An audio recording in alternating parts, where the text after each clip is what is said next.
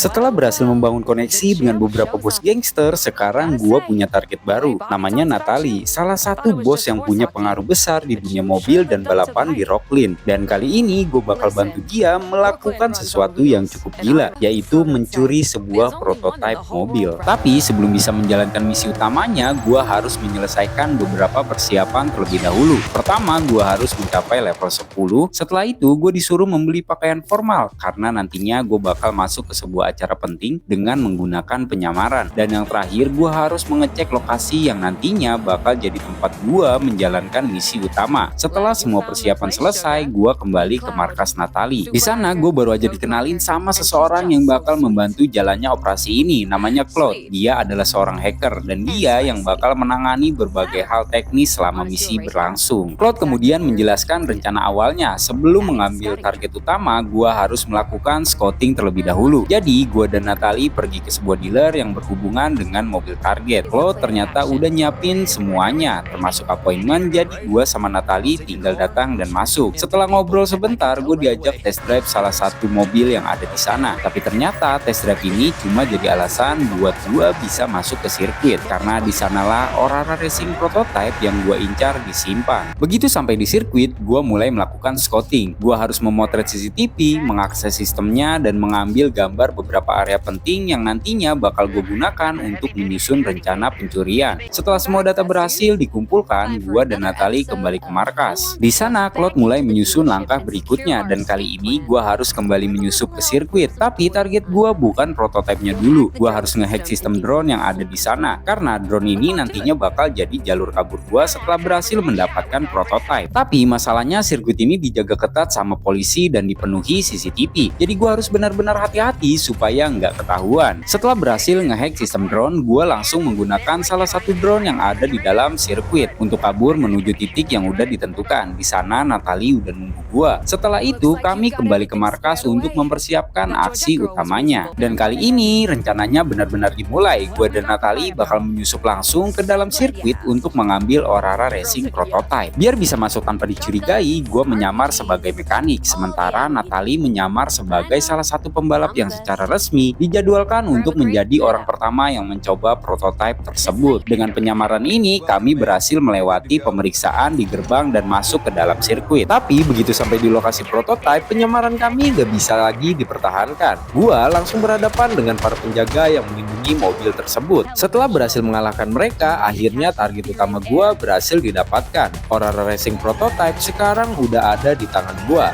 Tapi masalahnya belum selesai karena polisi langsung mengejar gua. Sesuai rencana Claude, gua harus membawa prototipe menuju drone yang udah disiapkan sebelumnya. Begitu sampai, prototipe tersebut langsung diangkut oleh drone untuk keluar dari area sirkuit. Tapi ternyata polisi masih terus mengejar, dan kali ini mereka datang menggunakan helikopter. Jadi sekarang gua harus bertahan dari serangan mereka sambil menembaki satu persatu helikopter yang mengejar gua. Sampai akhirnya semua helikopter berhasil gua jatuhkan. Dan dari sinilah perjalanan gua bersama Natalie mulai masuk ke tahap yang lebih besar lagi. Nah, kalau lu penasaran sama part selanjutnya kayak gimana, jangan lupa follow gua biar nggak ketinggalan.